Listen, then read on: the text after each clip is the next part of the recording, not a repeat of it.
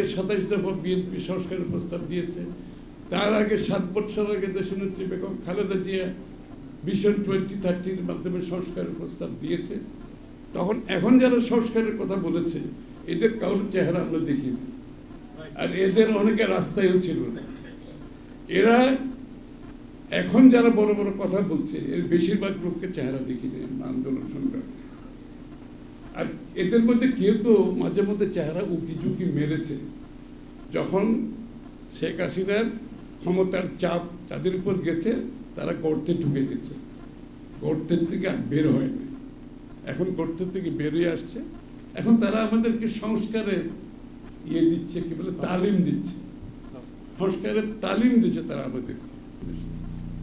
গত 9 মাসে, গত 9-10 মাসে বাংলাদেশে বিনিয়োগ ক্রমান্বয়ে কমছে, আর এখানে আমাদেরকে বিনিয়োগের কি বলে একটা সার্কাস দেখানো হচ্ছে। মানে কারো নাম বলতে চাই না আমি, কেউ তো বোকা না। যতদিন বাংলাদেশের নির্বাচিত সরকার না আসবে, কোনো বিনিয়োগ, বাংলাদেশের কোনো বিনিয়োগকারী সেই রিস্ক এখানে নেবে না। এটা ওয়ার্ল্ড ওয়াইড বিনিয়োগের চিত্র হচ্ছে এটা। তারা দেখতে চাইবে বাংলাদেশে একটা স্থিতিশীল সরকার আছে কিনা, নির্বাচিত স্থিতিশীল সরকার আছে কিনা। বিনিয়োগ কোনো শর্ট টার্ম ব্যাপার না, এটা লং টার্ম ব্যাপার। যতক্ষণ বাংলাদেশের নির্বাচিত সরকার আসবে না, স্থিতিশীল দেশ হবে না, তারপরে সেই সরকারের বিনিয়োগ, তারপর নীতিমালা কি হবে, চিন্তা ভাবনা দেখে বাংলাদেশে বিনিয়োগ আসবে। কিন্তু এটাকে ফুলিয়ে ফাঁপিয়ে এমন একটা চিত্র দেওয়ার চেষ্টা করছে বাংলাদেশে বিনিয়োগের স্বর্গরাজ্য হয়েছে। তা আমি তো ছিলাম ওখানে, বিনিয়োগ যে সম্মেলন হয়েছে, আমরা তো তাদের সাথে কথা বলেছি। তাদের একটা শেষ প্রশ্ন, বাংলাদেশের নির্বাচন কবে হবে? যারা আসছে একটা শেষ প্রশ্ন করছে। সব বুঝলাম, ভাই আপনাদের নির্বাচনটা কবে এটা বলে না, এটা হচ্ছে শেষ প্রশ্ন। তো এইটাকে আপনি নির্বাচনকে নিয়ে যদি আপনি এই যে এই কথাগুলো শেখ হাসিনাও বলতো, আপনাদের মনে নাই? আরে আমি তো বাংলাদেশকে একটা কি বলে উন্নয়নের শিখরে নিয়ে যাচ্ছে, এই হচ্ছে সেই হচ্ছে। তো নির্বাচন এগুলো তো প্রয়োজন নাই আপাতত। মানবাধিকার অধিকার এগুলো তো ইম্পর্টেন্ট না। আমি তো অনেক ভালো ভালো কাজ করতেছি। তো এখন মনে হচ্ছে এরকম কিছু কিছু কথা আমরা শুনতে পাচ্ছি ইদানিং, যে আমি তো এখানে অনেক কিছু হচ্ছে। আমি তো বলছি কারোর চেহারা দেখে কেউ এখানে বিনিয়োগ করবে না, বাংলাদেশের বিনিয়োগকারীরা করবে না, বিদেশিরাও করবে না। এই প্রশ্নটা পরিষ্কার হওয়া দরকার। এমন একটা চিত্র দেওয়ার চেষ্টা করা হচ্ছে যে এমন বাংলাদেশে অনেক কিছু হয়ে যাচ্ছে, কিছু হচ্ছে না।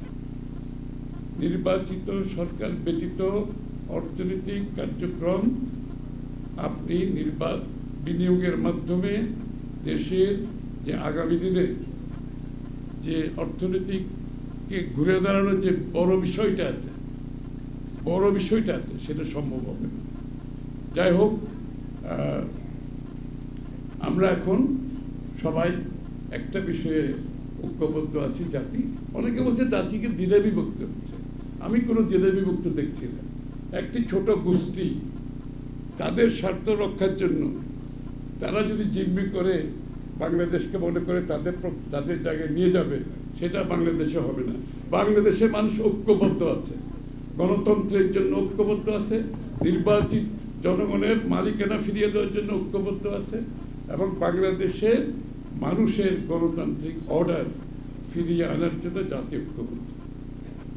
এই প্রক্রিয়াকে বাধাগ্রস্ত করার কোনো সুযোগ নেই, এবং সেটা সম্ভব বাংলাদেশের মানুষের ভোটে, সরাসরি ভোটে, যেটা বাংলাদেশের সংবিধানে বলা আছে, বাংলাদেশের জনগণের সরাসরি ভোটে নির্বাচিত সরকার সংসদ ব্যতীত বাংলাদেশে গণতান্ত্রিক প্রক্রিয়া শুরু হবে না। বাংলাদেশে গণতান্ত্রিক প্রক্রিয়া এখনো শুরু হয় নাই। আমরা অপেক্ষা করছি নির্বাচনের পরে শুরু হবে, এবং সেটাকে আমরা কিভাবে এগিয়ে নিয়ে যাব, সেখানে আমাদের বাংলাদেশকে নতুন বাংলাদেশ, একটা নতুন বাংলাদেশ সৃষ্টি যে আকাঙ্ক্ষা আমাদের জনগণের মধ্যে আছে, তরুণ প্রজন্মের মধ্যে আছে, সেটাকে আমরা কিভাবে এগিয়ে নিয়ে যাব, সেটাই হচ্ছে প্রশ্ন। নির্বাচন বন্ধ করি না, নির্বাচন করে গণতান্ত্রিক প্রক্রিয়া